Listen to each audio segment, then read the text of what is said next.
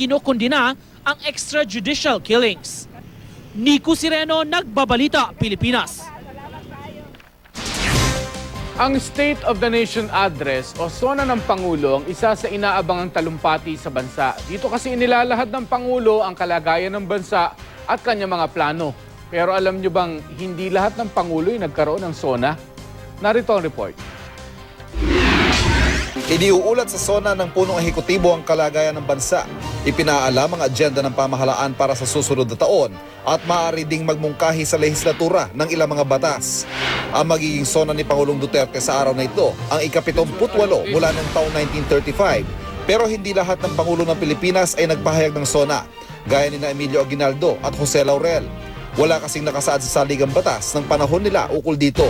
Iba ang sistema natin noon. Mas subordinate ang legislatura at hindi tinuturing co-equal branch.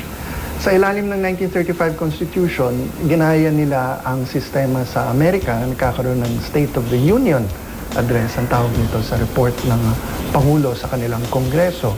Si Manuel Quezon ang kauna-unahang Pangulo na nagpahayag ng SONA.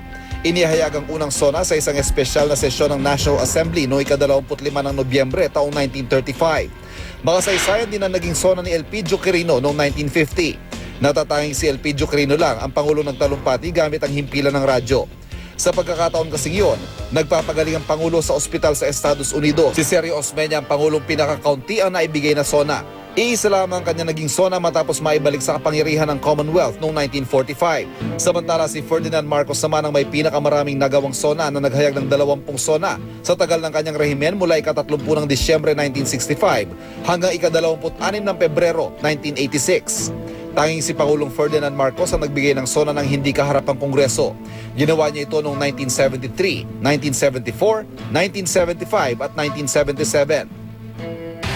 Pangalawa naman si Pangulong Gloria Macapagal Arroyo sa dami ng SONA. Power revolution through transformative leadership. Nakapagbigay siya ng 9 na SONA sa kanyang 9 na taon na pananatili sa pwesto.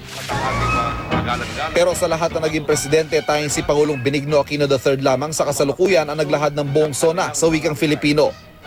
Sa ikalawang SONA ni Pinoy, isinalin nito sa Ingles at binasa ng real time para sa pangkat diplomatiko. Ang inobasyon na ito ay kauna-unahan sa kasaysayan.